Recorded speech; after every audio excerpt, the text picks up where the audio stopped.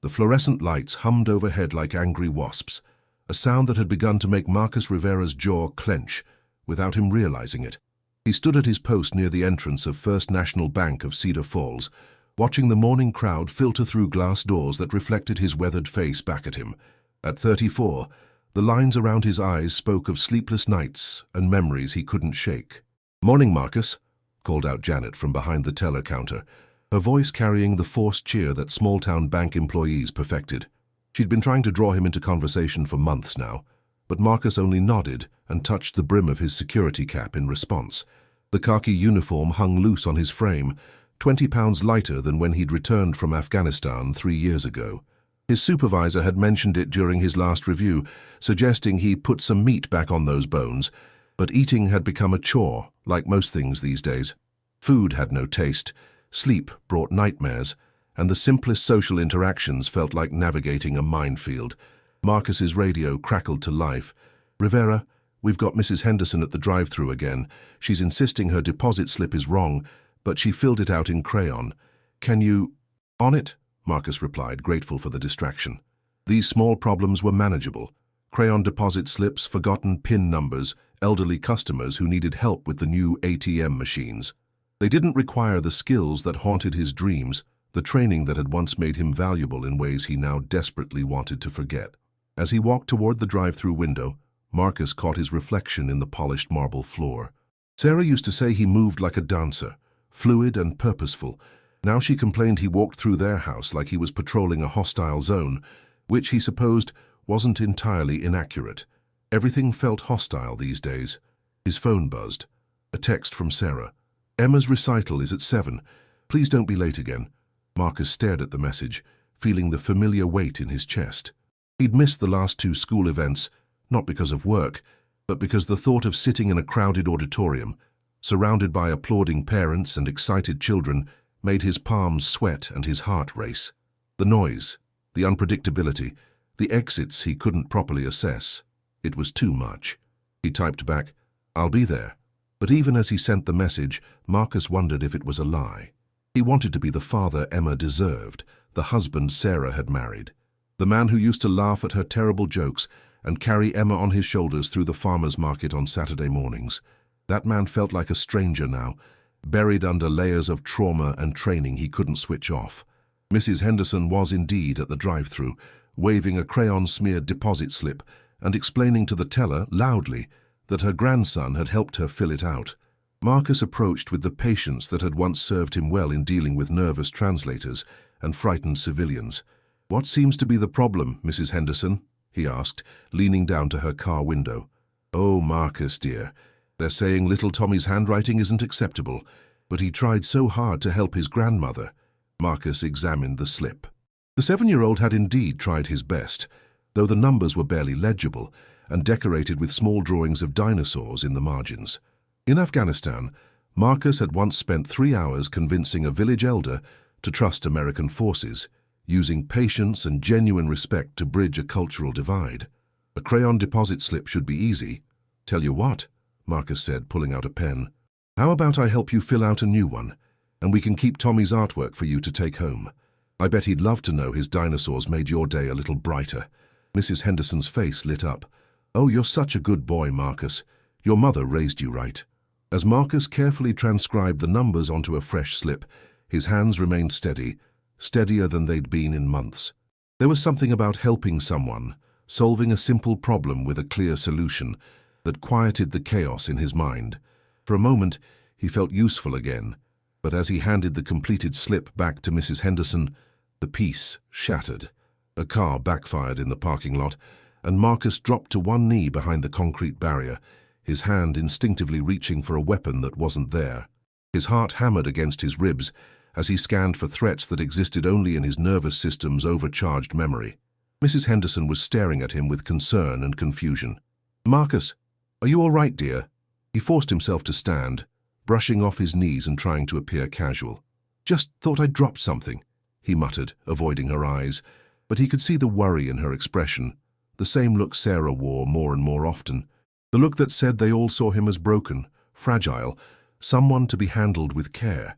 He hated that look almost as much as he hated the memories that put it there. The afternoon sun slanted through the bank's windows, casting long shadows across the polished floor as Marcus returned to his post.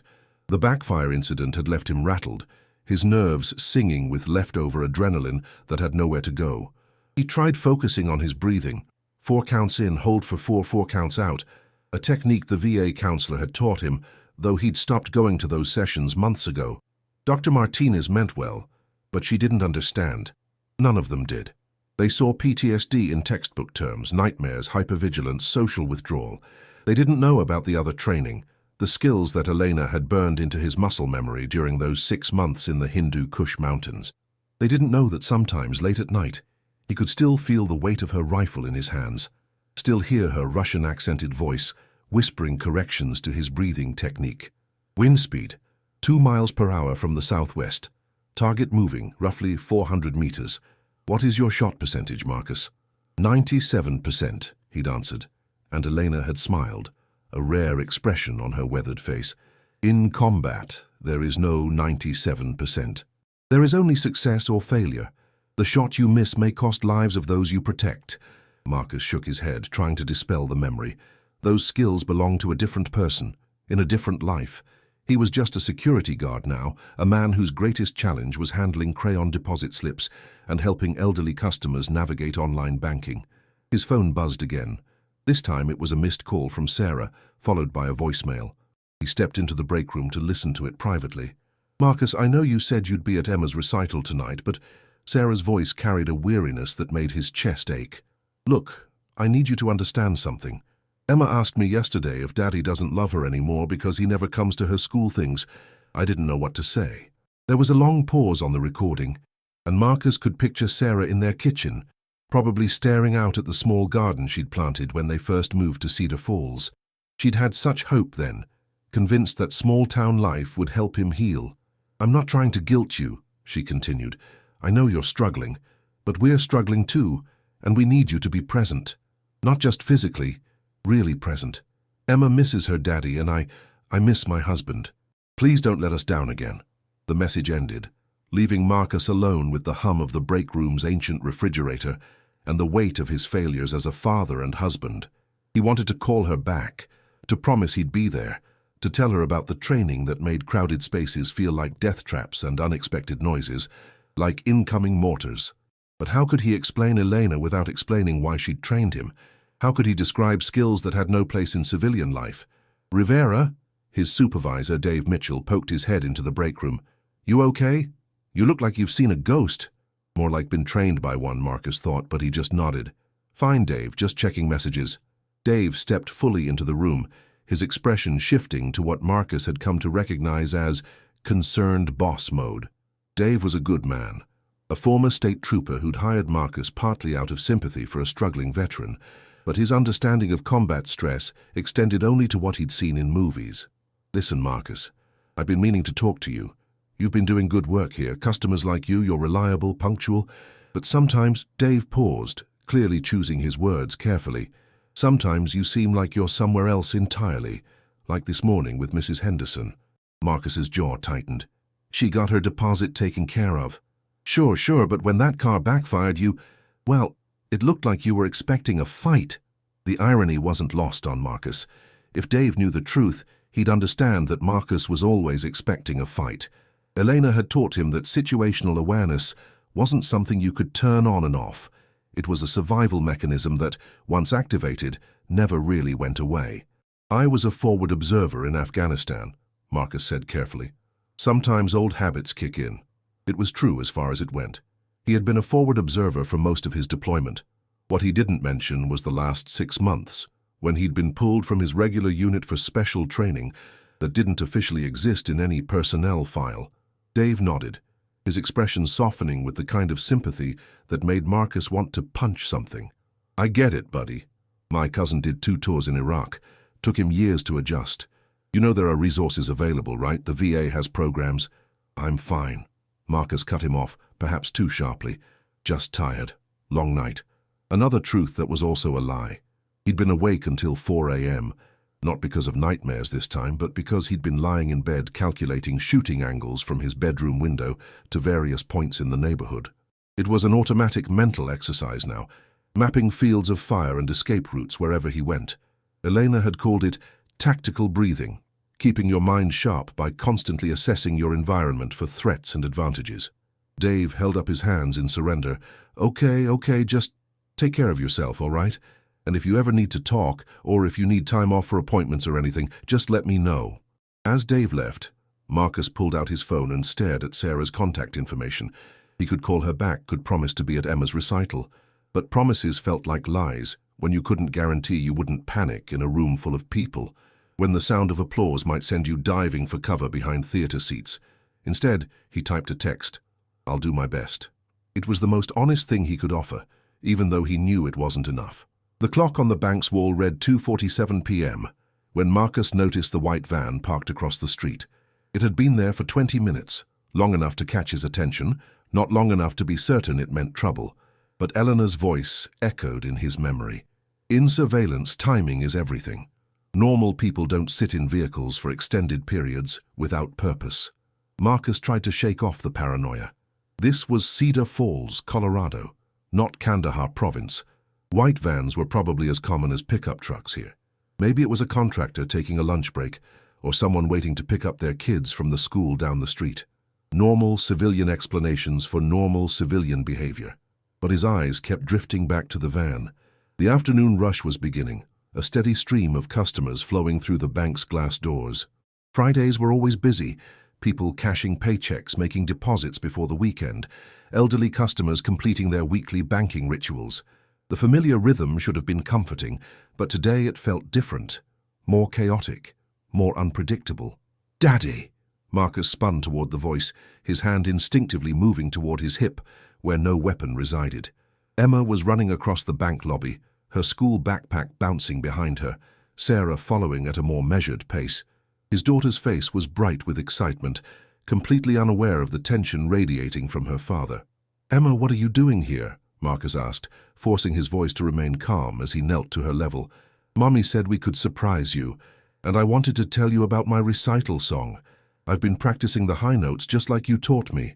The memory hit him unexpectedly. Emma at the kitchen table 3 months ago, struggling with a difficult passage in Amazing Grace. He'd shown her breathing techniques, the same ones Elena had taught him for maintaining steady aim during extended shots. Control your breathing, control everything else. "That's wonderful, sweetheart," Marcus said, but his attention was divided. Over Emma's shoulder, he could see the white van's driver's side door opening. Sarah approached, her expression guarded. She wore her blue dress, the one he'd bought her for their anniversary 2 years ago, back when he still remembered important dates and could handle crowded restaurants. Her blonde hair was pulled back in a way that highlighted the worry lines that seemed to deepen every month. "I thought we could grab dinner before the recital," she said, her tone carefully neutral. "Maybe talk about things." Things was their code word for his problems, his episodes, his inability to be the man she'd married. Marcus appreciated that she didn't air their issues in public, but the coded language felt like another wall between them. 3 men got out of the van. Marcus's training kicked in automatically, cataloguing details. Late 20s to early 30s, athletic builds, dark clothing despite the warm afternoon, walking with purposeful strides toward the bank. One carried a duffel bag. Another kept his right hand near his jacket pocket. The third was scanning the street in both directions, classic counter-surveillance behavior. "Sarah," Marcus said quietly, his voice taking on an edge that made her stiffen, "take Emma to the bathroom. Now." "What? Why?" "Just do it. Please." Something in his tone must have triggered her own survival instincts, because she grabbed Emma's hand without further question. "Come on, baby. Let's go wash our hands before dinner."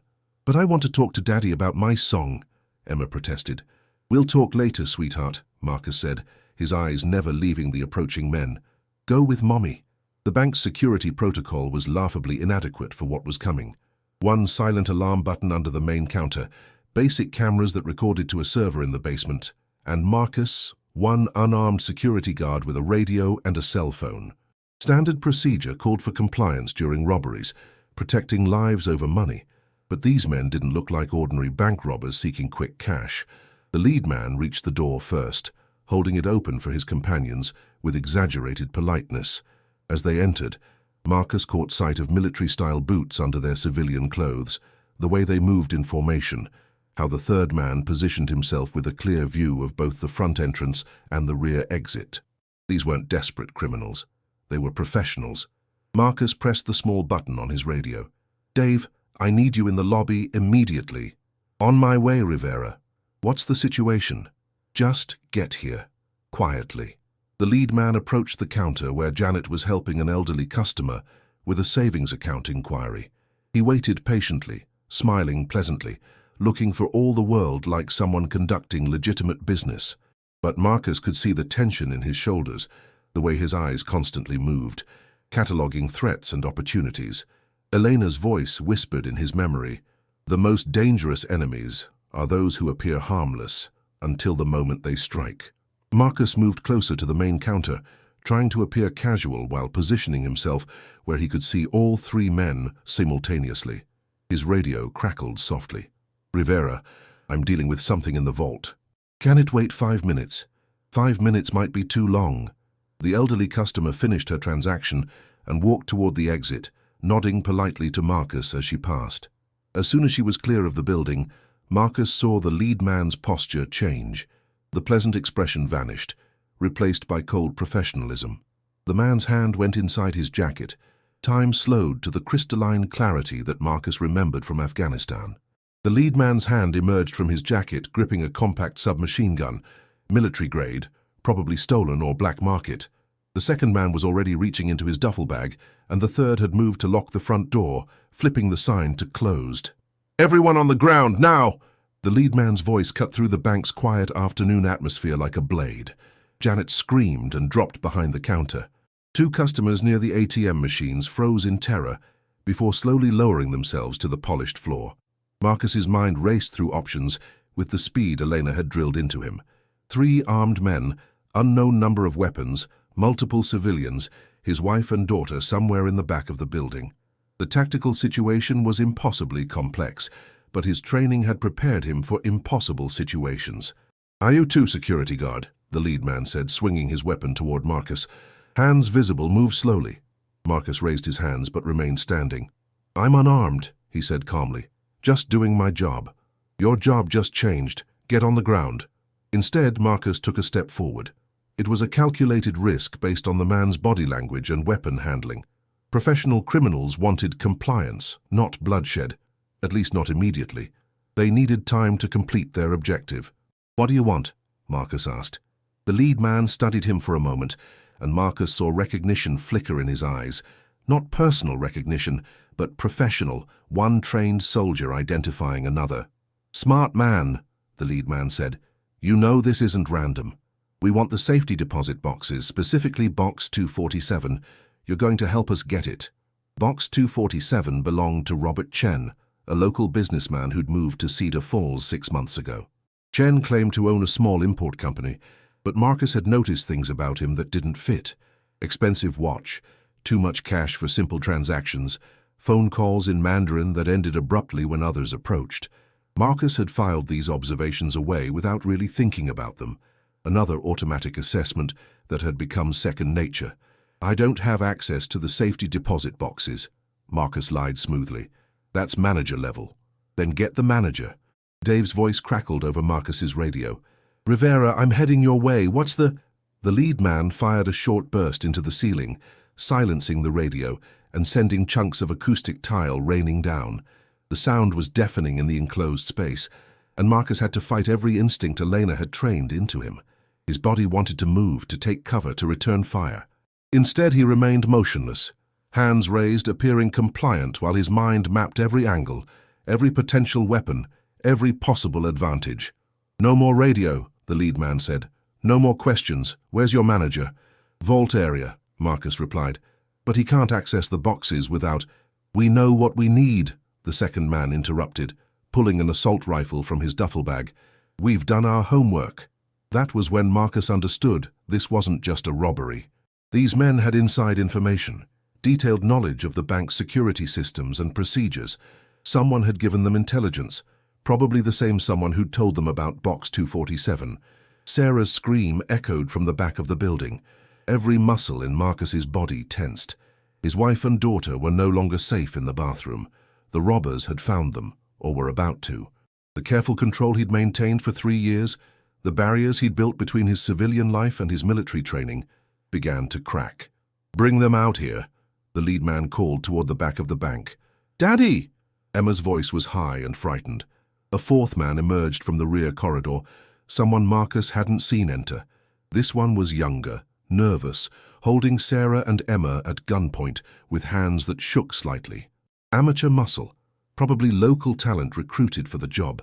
Sarah's eyes found Marcus across the lobby, and he saw the question there. What do we do? For 3 years, Marcus had been the broken veteran, the man who couldn't handle crowds or sudden noises, who missed school recitals and forgot anniversaries. Sarah had watched him struggle with simple civilian interactions, while never understanding that he possessed skills that could stop threats like this in their tracks. But using those skills would mean revealing who he really was, what Elena had trained him to become. "Now," the lead man said, his weapon trained on Emma's small form, "let's discuss Box 247 seriously, because your daughter's safety depends on your cooperation." Marcus felt the last of his careful controls snap. "You made a mistake," he said quietly. "What mistake?" "You brought my family into this." The lead man smiled coldly. "Actually, that was the plan. Leverage makes people reasonable." Marcus took another step forward, and this time the man's weapon swung directly toward him. But Marcus was already moving, muscle memory taking over as Elena's training overrode 3 years of civilian programming. The transformation was instantaneous and terrifying. One moment he was Marcus Rivera, struggling security guard and broken veteran.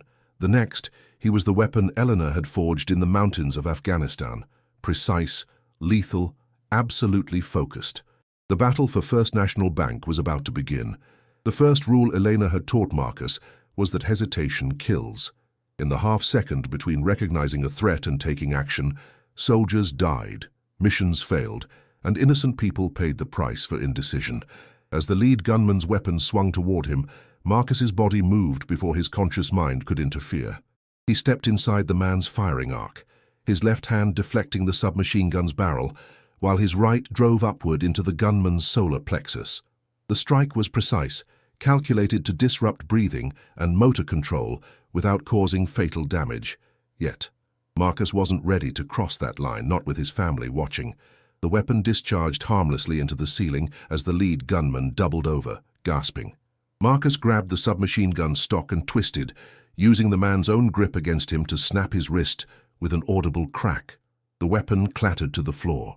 "Stay down," Marcus commanded, his voice carrying an authority that made everyone in the bank freeze, criminals and civilians alike. The second gunman was bringing his assault rifle to bear when Marcus dove behind the customer service desk, marble and wood exploding where bullets struck. His movements were fluid, economical, nothing wasted. Elena's training had been brutal in its efficiency. Every motion served a purpose, every action calculated for maximum effect with minimum exposure. "Sarah, keep Emma down!" Marcus shouted as he assessed his new position. From behind the desk, Marcus could see the young amateur near the back of the bank, still holding his pistol on Sarah and Emma, but clearly out of his depth. The fourth man, the one Marcus had initially missed, was trying to flank his position from the left. 3 years of civilian life evaporated like morning mist. Marcus was back in the Hindu Kush, Elena's voice crystal clear in his memory. "Combat is not chaos, Marcus. It is geometry in motion. Control the angles, control the engagement." The customer service desk offered concealment, but not cover. The gunman's rifles would punch through the wooden facade easily. Marcus needed to move, but any movement would expose him to crossfire from multiple angles. In Afghanistan, he would have called for backup, coordinated with his squad, used superior firepower and communication to overwhelm the enemy. Here, he was alone. Marcus grabbed a heavy crystal paperweight from the desk, a commemorative piece celebrating the bank's 50th anniversary. Elena had taught him that any object could become a weapon if you understood physics and anatomy well enough. The fourth gunman was creeping around the left side of the desk, rifle raised, when the paperweight caught him in the temple with surgical precision. He dropped like a marionette with cut strings, his rifle skittering across the polished floor. "That's impossible," the second gunman muttered, his voice carrying a note of professional respect and growing concern. Marcus understood the man's confusion. Bank security guards weren't supposed to possess combat skills that rivaled special operations soldiers.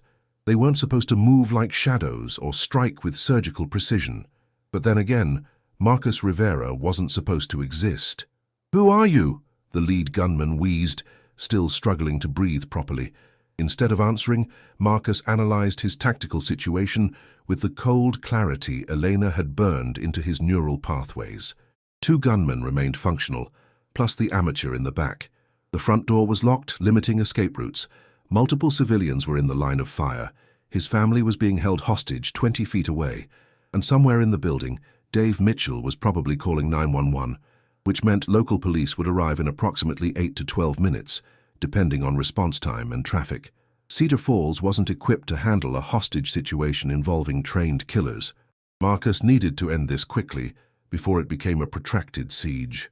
The second gunman was advancing on his position using proper fire and movement tactics when Marcus made a decision that would have horrified his VA counselor, but made perfect sense to the weapon Elena had created. He stood up, not gradually, not cautiously, but in one fluid motion that brought him fully into the open, with his hands raised in apparent surrender. The move was so unexpected, so contrary to basic survival instincts, that both remaining gunmen hesitated for a crucial half-second. Elena's voice echoed in his mind. "The most dangerous deception is the truth presented at the wrong moment." "I surrender," Marcus said clearly, taking a step toward the second gunman. "You win."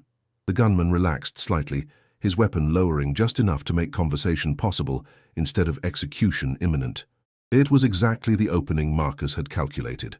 "Smart choice," the gunman said.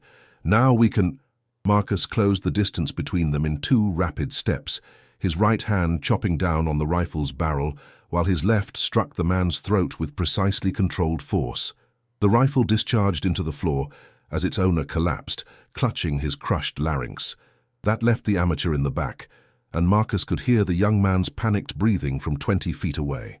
"Let them go," Marcus said, turning to face the last gunman. "This is between us now." The young gunman couldn't have been more than 25, his hands shaking as he tried to keep his pistol trained on both Sarah and Emma simultaneously.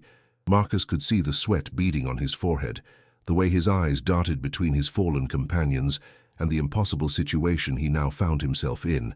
"This wasn't supposed to happen," the young man said, his voice cracking. "You're just a security guard. Tony said you were just a security guard." Marcus took a careful step forward, his movements slow and non-threatening. "What's your name?" What? Your name? You're not like them." Marcus gestured toward the professional soldiers he'd neutralized. "They're military contractors, probably ex-special forces. You're local talent, right? Somebody promised you easy money for a simple job." The gun wavered in the young man's grip. "Dylan. My name's Dylan." "Okay, Dylan. Here's what's going to happen. You're going to let my wife and daughter walk away, and then you and I are going to have a conversation about who sent you here." "I can't. They'll kill me if I screw this up." "Look around," Marcus said gently.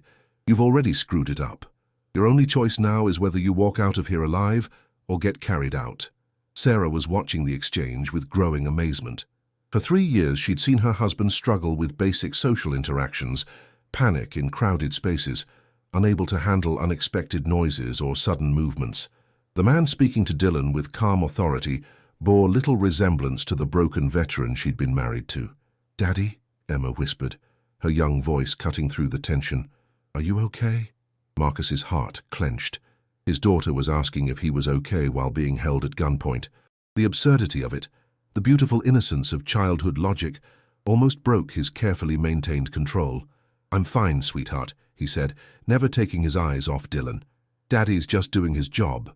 Eleanor's voice whispered in his memory. "The greatest battles are won before the first shot is fired. Control the narrative, control the outcome." "Dylan," Marcus continued, "what did they tell you about Box 247? What's so important about Robert Chen's safety deposit box that it's worth killing for?" The young man's eyes widened. "How do you know about Chen?" "Because I'm very good at my job. Better than anyone expected." Marcus took another step forward. "Chen's not who he claims to be, is he? Import business is a cover story." "I don't know anything about that. I was just supposed to watch the exits, make sure nobody ran." But Marcus could see in Dylan's expression that he knew more than he was admitting. The tremor in his gun hand wasn't just fear, it was guilt. Whatever was in Chen's box, Dylan had some idea of its significance. Behind Marcus, one of the fallen gunmen groaned and tried to sit up. Marcus didn't turn around, but his voice carried the kind of authority that had once commanded respect from battle-hardened soldiers in one of the world's most dangerous combat zones. "Stay down. This conversation doesn't concern you." The gunman wisely remained prone. "Dylan," Marcus said, "I'm going to tell you something that might save your life. Those men you're working with, they're not planning to share whatever they find in that box. They're not planning to let you walk away with knowledge of their operation. You're what they call disposable asset." The gun in Dylan's hand was shaking more violently now. "You don't know that." "I know exactly that, because I've worked with men like them before. Professional soldiers don't recruit local amateurs unless they plan to eliminate loose ends afterward." It was a calculated psychological strike, designed to break Dylan's loyalty to his employers by appealing to his survival instincts. Marcus had used similar tactics in Afghanistan when trying to turn enemy informants, though the stakes there had been military objectives, rather than his family's safety. Sarah was staring at her husband with an expression Marcus had never seen before. Not fear, not concern, but a dawning recognition that the man she'd married possessed depths she'd never imagined. Her voice was barely a whisper. "Marcus, who are you?" The question hung in the air between them, loaded with 3 years of half-truths, missed appointments, and carefully constructed lies of omission. Marcus had built his civilian life on the foundation of hiding his true training, protecting his family, from knowledge of what he'd become in those final months of deployment. But that protection had just become impossible to maintain. "I'm someone who can keep you and Emma safe," he said simply. "That's all that matters right now." Outside, the wail of sirens was growing closer, Cedar Falls Police Department responding to Dave's 911 call. Marcus estimated 4 to 5 minutes before they arrived, maybe less. Local police would establish a perimeter, call for backup, and probably request SWAT support from the county. Standard hostage situation protocol. But this wasn't a standard situation, and Marcus knew things about Box 247 and Robert Chen that he hadn't shared with anyone. Observations he'd filed away without conscious thought. Details that were suddenly becoming critically important. "Dylan," Marcus said, his voice taking on the tone Eleanor had used when delivering life-or-death instructions, "you have approximately 3 minutes to decide whether you trust me or trust them.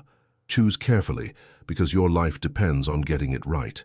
The young man's gun hand was trembling so violently now that he could barely keep the weapon pointed in Marcus's general direction. Behind his eyes, Marcus could see the moment when fear overcame whatever loyalty Dylan felt toward his employers. The pistol clattered to the floor. "I don't want to die," Dylan whispered. "Then help me end this," Marcus said, already moving toward his wife and daughter. "Tell me everything you know about Robert Chen and why your friends wanted his box so badly." But as Sarah and Emma ran toward him, Marcus caught a glimpse of movement through the bank's front windows.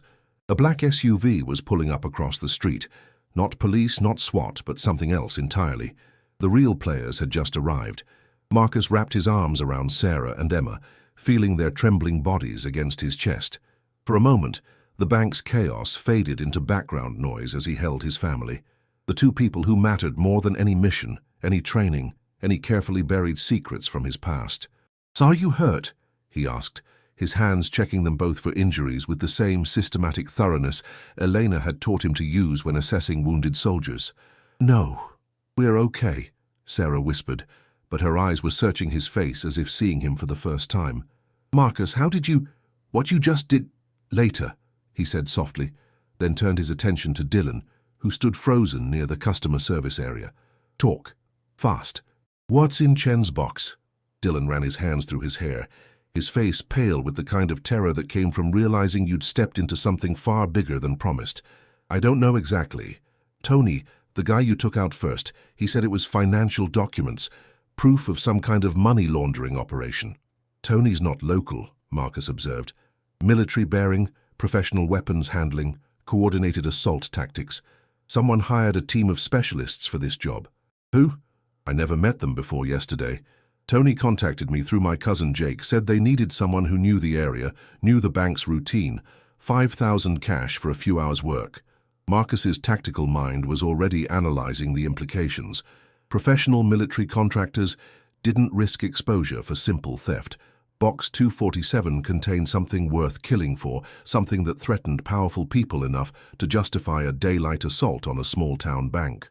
Through the front windows, he could see the black SUV's occupants getting out.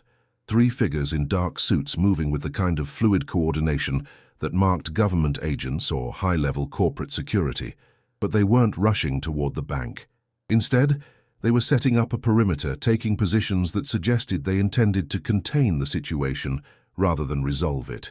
"Sarah," Marcus said, his voice taking on the command tone that had once directed soldiers through life-and-death situations, "take Emma to Dave's office. Lock the door, get behind the desk, and don't come out until I tell you." "I'm not leaving you," Sarah said firmly. "This isn't a discussion. Those people outside aren't here to help, they're here to clean up loose ends. That includes anyone who might have witnessed what's in Chen's box." Sarah's nursing training had given her experience with crisis situations, and she recognized the tone of someone who knew exactly how dangerous things had become. She gathered Emma close and headed toward the manager's office, but paused at the doorway. "Marcus, when this is over, we need to talk, really talk." "I know," he said. "I should have told you years ago." As his family disappeared into the office, Marcus turned back to Dylan. "Where's Robert Chen right now?" "I don't know. We were just supposed to get the box, not find the guy who owns it." "Think harder. Chen's not just some random businessman. His import company is a front, his financial records are worth killing for, and now federal agents or people pretending to be federal agents are outside. What else did Tony tell you?" Dylan was sweating profusely now, the reality of his situation finally sinking in. He said this was about national security, that Chen was selling information to foreign governments, and we were patriotic Americans helping to stop him. Marcus almost smiled at the naive statement. Eleanor had taught him to recognize disinformation campaigns, the way intelligence operations used patriotic sentiment to recruit unwitting assets. Dylan had been played expertly by professionals who understood how to motivate young men with limited options and strong beliefs about right and wrong. "Dylan, you were never meant to survive this operation," Marcus said bluntly. "Neither was I, for that matter. We're witnesses to whatever's really going on here." The young man's face went white. "But Tony said whatever he needed to say to get your cooperation. Now he's unconscious on the floor, and his friends outside are deciding whether to negotiate or eliminate everyone in this building." Marcus moved to the front window, staying low and using the marble columns for concealment as he assessed the tactical situation outside. The 3 figures from the SUV had taken positions covering all exits from the bank. Their stance and equipment suggested military or intelligence backgrounds, not local law enforcement, despite what their credentials might claim. More concerning was the white van that had started this whole situation. It was gone, which meant there were more players in this operation than Marcus had initially calculated. The bank robbery was just one component of a larger plan, and he was beginning to understand that Robert Chen's safety deposit box was the key to something much bigger than financial crimes. His radio crackled with static. Then Dave Mitchell's voice came through. Marcus, are you okay? I've got the police on the line. They're asking about casualties and hostage status." Marcus keyed the radio. "Dave, where are you right now?" "Vault area behind the main safe. What the hell is happening out there? I heard gunshots." "Stay exactly where you are. Do not come out. Do not let anyone know where you are. The people outside aren't who they claim to be." "What are you talking about? The police are still 5 minutes away. The people outside got here too fast. They're too well equipped, and they're setting up to contain rather than rescue." "This is something else entirely." Marcus cut the radio transmission and turned to Dylan.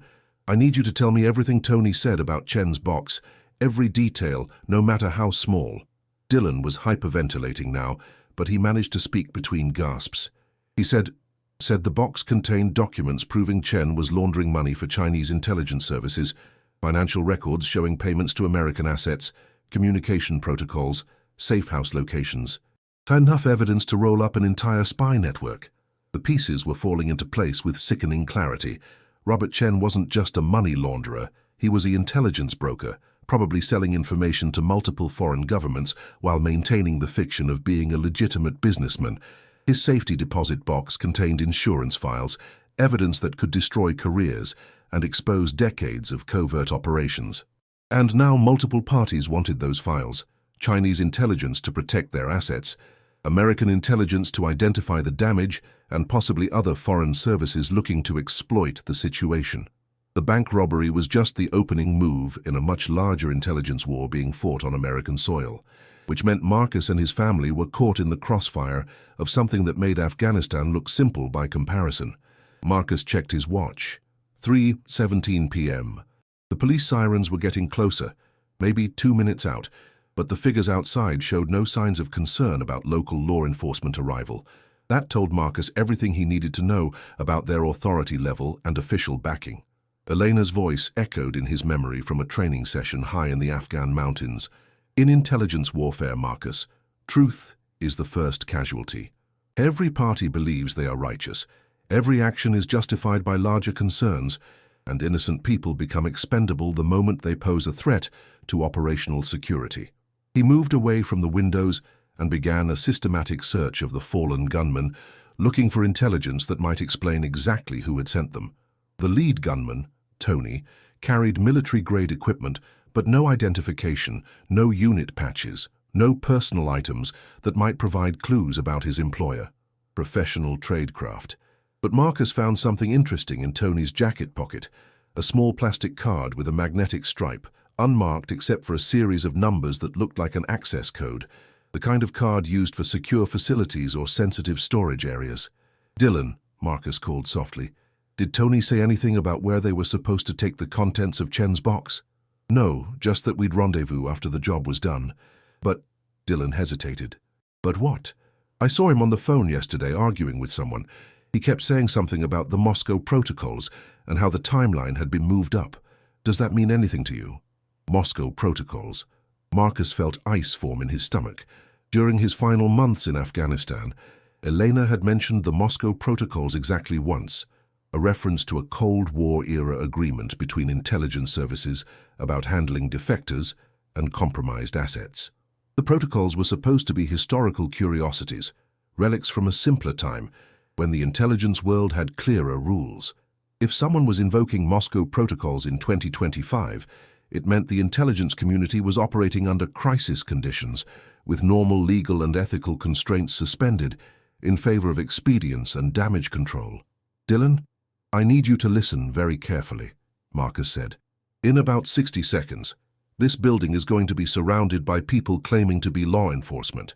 They're going to demand entry, and they're going to have official-looking credentials and legal-sounding justifications for everything they do. Isn't that good? Won't they help us? They're going to kill everyone in this building to protect their operation. That includes you, me, my family, and anyone else who might have seen what's really going on here." Dylan's knees buckled, and he had to grab the customer service counter for support. "This is insane. This is America. They can't just—" "They can, and they will, unless we give them a reason not to." Marcus pulled out his cell phone and began typing rapidly. "Elena taught me that the best defense against overwhelming force is to make yourself more valuable alive than dead." He was composing a message to a number he'd memorized but never called. Elena's emergency contact, a secure communication channel she'd given him years ago with instructions to use only if his life or national security were at immediate risk. Ghost. Student in play. Cedar Falls CO. Moscow protocols active. Chen box compromised. Multiple hostile assets converging. Request immediate overwatch and extraction. He hit send and prayed that Elena was still alive, still monitoring the channel, and still willing to help the soldier she'd trained in those brutal months of mountain warfare. Outside, the police sirens had arrived, but Marcus could see through the windows that the officers were being directed away from the bank by the figures in dark suits. Official badges and federal authority were being used to establish a wider perimeter, keeping local law enforcement at a safe distance while the real operation unfolded. His phone buzzed with an incoming text from an unknown number. "Overwatch established. Hold position. Trust no one in official capacity. Asset Elena 7 en route." Elena was alive. More than that, she was close enough to provide support, which meant she'd been monitoring Robert Chen's activities independently. The legendary sniper who'd once taught Marcus to kill at impossible distances was now his only hope of keeping his family alive. But first, he had to survive the next 30 minutes. Through the bank's front windows, Marcus saw a figure approaching under a white flag, or rather a white handkerchief tied to a pen, the universal symbol for parley, negotiations, a temporary ceasefire. Someone wanted to talk. Marcus recognized the approaching figure. A woman in her 40s, professional bearing, expensive suit, moving with the confidence of someone accustomed to having their authority respected without question. She stopped at the front door and tapped on the glass. "Mr. Rivera," she called out, her voice carrying clearly through the building. "My name is Agent Sarah Chen, no relation to Robert. I'm with a joint task force investigating foreign intelligence activities. I'd like to discuss a mutually beneficial arrangement. Agent Chen, either a coincidence or a calculated psychological operation designed to confuse and disorient." Marcus had seen similar tactics used in Afghanistan, where enemy operatives would adopt familiar names or identities to build false trust. "I'm listening," Marcus called back, positioning himself where he could see her but maintain cover behind the marble columns. "You've stumbled into a classified operation targeting a Chinese intelligence network.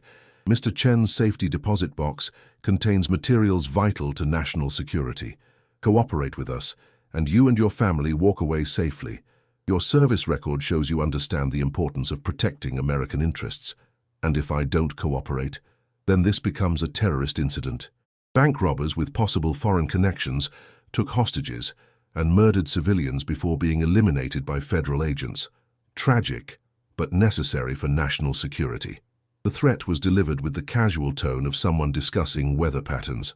Marcus understood perfectly. Surrender the box contents and trust their promises, or be posthumously framed as enemy agents who posed a threat to national security. Elena had warned him about operations like this, intelligence missions that existed in the gray areas between legal authority and necessary action. American citizens could disappear into that gray area just as easily as foreign nationals, especially when they possessed information that threatened powerful interests. Marcus's phone buzzed again. 2 minutes out. Create diversion.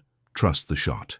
Elena was almost in position, but she needed Marcus to give her a clear line of sight to the targets outside, which meant he had to make himself visible, had to draw their attention and their weapons toward the bank's windows. It was exactly the kind of impossible tactical situation Elena had trained him to handle. "Agent Chen," Marcus called out, moving toward the front door. "I want to discuss terms." Marcus approached the bank's front door with his hands visible but not raised, the posture of someone willing to negotiate but not surrender. Through the glass, Agent Chen watched him with the calculating gaze of a professional who'd conducted similar negotiations before, probably with less favorable outcomes for the civilians involved. "Smart choice, Mr. Rivera," she said through the door. "Open up, and we can resolve this situation without further bloodshed." "First, I want guarantees about my family's safety," Marcus replied, buying time while Elena maneuvered into position. "They're innocent civilians caught up in something they don't understand." "Of course. We have no interest in harming non-combatants." The lie came so smoothly that Marcus almost admired her professionalism. Elena had taught him to recognize operational deception by listening for what people didn't say, rather than what they did. Agent Chen hadn't promised his family would live. She'd promised they wouldn't be harmed, which left considerable room for interpretation in the intelligence community's flexible moral framework. Behind him, Dylan was crouched near the customer service desk, his face pale with the understanding that he'd been recruited as an expendable asset in someone else's war. The fallen gunmen remained unconscious, their professional equipment scattered across the bank's polished floor, like props in a theater production about modern warfare. Marcus's phone vibrated once against his chest, Elena's signal that she was in position and had clear lines of sight to the targets outside. Now came the difficult part, creating enough of a diversion to allow her to eliminate multiple threats simultaneously without exposing his family to crossfire. "Agent Chen," Marcus called out, "I want to show you something that might change your perspective on this situation." He reached slowly into his jacket pocket and withdrew the magnetic access card he'd taken from Tony's body. Through the glass, he could see Agent Chen's expression shift from professional confidence to sharp interest. "Where did you get that?" she demanded. "From your associate, Tony, before he decided to take a nap.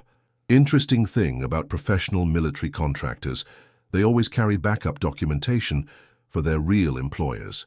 This card has a lot of numbers on it that probably correspond to classified facility access codes. It was a calculated bluff, based on Elena's teachings about psychological warfare. The card might be nothing more than a hotel room key, but Agent Chen's reaction suggested Marcus had hit closer to the truth than he'd expected. Mr. Rivera, you're in possession of classified materials. Return them immediately and we can discuss reduced consequences for your interference in a federal operation. Or, Marcus countered, I can upload photos of this card to multiple secure servers with instructions to release them publicly if anything happens to me or my family. Elena taught me some interesting lessons about insurance policies during our time together in Afghanistan. The mention of Elena's name had an immediate effect. Agent Chen's professional composure cracked just enough to reveal genuine concern underneath. She spoke quickly into a small microphone on her jacket collar, then stepped closer to the glass door. You know Elena Kozlov?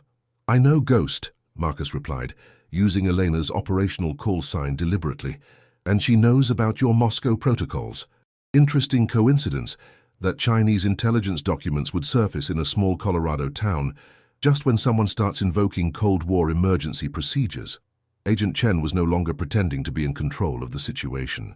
She glanced toward the positions where her associates had taken cover, then back at Marcus with the expression of someone who'd just realized their carefully planned operation had encountered an unexpected variable.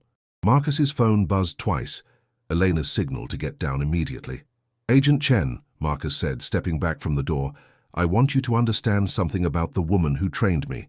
Elena Kozlov once made a confirmed kill shot at 2,147 meters in conditions that would challenge a computer-guided system. The current world record for longest sniper kill is 3,540 meters, but that was against a stationary target in perfect weather conditions. Agent Chen's eyes widened as the implications became clear. Elena's about to break her own record, Marcus said, and dove behind the marble customer service counter. The first shot came from somewhere high and distant, the sound arriving almost simultaneously with the impact. Through the bank's windows, Marcus could see Agent Chen diving for cover as one of her associates simply ceased to exist, there one moment, gone the next, eliminated with surgical precision from an impossible distance. The second shot followed 3 seconds later, taking out the operative positioned near the bank's rear exit. Elena was using the same methodical approach she'd demonstrated in Afghanistan, eliminating threats in order of tactical priority with the calm efficiency of someone who'd perfected her craft over decades. The third shot shattered the windshield of the black SUV, though Marcus couldn't see if it had found a human target or was simply intended to disable the vehicle. Jesus Christ, Dylan whispered from behind the customer service desk. Who is this woman? Someone who doesn't miss, Marcus replied, already moving toward the manager's office where Sarah and Emma were hiding. And someone who taught me that the most important lesson in warfare isn't how to kill, it's how to protect what matters most. Agent Chen's voice came through the bank's exterior speakers, amplified by some kind of portable PA system. Rivera, this is a federal operation. You're interfering with national security. Marcus keyed his radio. Dave, are you still in the vault area? Still here. What's happening out there? It sounds like a war zone. Stay put. Federal agents are about to breach the building, and they're not here to rescue anyone. Through the bank's front windows, Marcus could see local police cars arriving, their officers taking positions behind squad cars, while federal agents shouted conflicting orders about jurisdiction and operational authority. The situation was devolving into exactly the kind of bureaucratic chaos that Elena had warned him about. Multiple agencies with competing objectives, unclear chains of command, and civilians caught in the crossfire. His phone rang, an actual call rather than a text message. Marcus! Elena's voice was exactly as he remembered. Calm, precise, carrying the authority of someone who'd survived more impossible situations than most people could imagine. Elena, thank you. Do not thank me yet. I have eliminated 3 immediate threats, but there are more assets converging on your position. Local police are being fed disinformation about terrorist activity. You have perhaps 10 minutes before this becomes a siege situation, with multiple federal agencies claiming jurisdiction. Marcus looked toward the manager's office where his family was hiding. Then at Dylan, who was still crouched behind the customer service desk, then at the unconscious gunman whose operation had triggered this entire catastrophe. What do you recommend? The safety deposit box, Elena said. Whatever is in box 247 is worth enough to justify this level of operational exposure. Retrieve it, use it as leverage for your family's safety, then get out of Cedar Falls permanently. This town is no longer safe for you. And go where? Elena's laugh was dry and humorless. Marcus, you are trained by Ghost. You can disappear more completely than most intelligence agencies could track. But first, you must secure the contents of that box before someone else does. Marcus looked toward the vault area where Dave was hiding, then back at the chaos developing outside the bank's windows. Elena was right. Whatever Robert Chen had stored in box 247 was the key to everything that had happened today. It was also probably the only thing that would keep his family alive long enough to escape the intelligence war that had erupted around them. Elena, one more question. How did you know to be here? I have been tracking Robert Chen for 6 months. He is not just money launderer. He is broker for information that could destabilize American intelligence operations worldwide. I came to Cedar Falls to eliminate him, but someone else moved first. The pieces clicked into place with final clarity. Elena hadn't come to rescue Marcus. She'd come to complete her own mission. The bank robbery, the federal response, even Marcus's involvement were all secondary to her primary objective, stopping Robert Chen before he could sell American intelligence secrets to the highest bidder, which meant Marcus and his family were still expendable assets in a larger operation, even to the legendary sniper who'd once saved his life in Afghanistan. Marcus made his decision with the same cold calculation Elena had taught him in the mountains of Afghanistan. Personal relationships and emotional attachments were luxuries that could get everyone killed in operational situations. Right now, Elena needed something from him, and he needed her protection for his family. Everything else was secondary. "Dylan," he called out, "you're coming with me to the vault. Move." The young man looked terrified but obeyed, crawling across the marble floor toward Marcus's position. Outside, the shouting between federal agents and local police was growing more heated, with multiple agencies claiming jurisdiction over what each group believed was happening inside the bank. Marcus led Dylan toward the vault area, keeping low and using the marble columns for concealment. His radio crackled as they moved. "Dave, we're coming to you. Don't shoot. It's Marcus and one of the robbery suspects, who's now cooperating." "Marcus, what the hell is going on? I've been listening to the radio chatter, and it sounds like half the alphabet soup agencies are outside arguing about who gets to storm the building." They reached the vault area to find Dave Mitchell crouched behind a massive safe, his service weapon drawn but pointed at the floor. The former state trooper looked like he'd aged 10 years in the past hour, his face pale with the understanding that his quiet small-town bank job had somehow become the center of a federal incident. "Dave, I need access to safety deposit box 247, Marcus said without preamble. "You know I can't do that without a warrant or the customer's permission. Even under these circumstances, Robert Chen is a Chinese intelligence asset who's been laundering money and brokering classified American secrets for at least 6 months, Marcus interrupted. "The box contains evidence that multiple foreign governments want to suppress or exploit. The federal agents outside aren't here to rescue us. They're here to eliminate witnesses and secure that evidence for their own purposes." Dave stared at Marcus, as if seeing him clearly for the first time. "How do you know all this?" "Because I'm not really a bank security guard," Marcus admitted.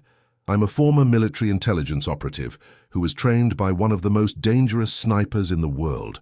And right now, she's the only thing standing between us and a federal cover-up that will end with our deaths." Dylan nodded frantically. "He's telling the truth.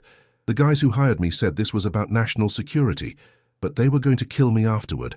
I heard them talking." Dave looked between Marcus and Dylan, then toward the vault area where hundreds of safety deposit boxes lined the walls in neat, secure rows. His law enforcement instincts were warring with his survival instincts, and survival was winning. "Box 247, he said finally, moving toward the access controls. As Dave began the process of opening the safety deposit box, Marcus's phone rang again. "Elena? Marcus, you have less than 5 minutes.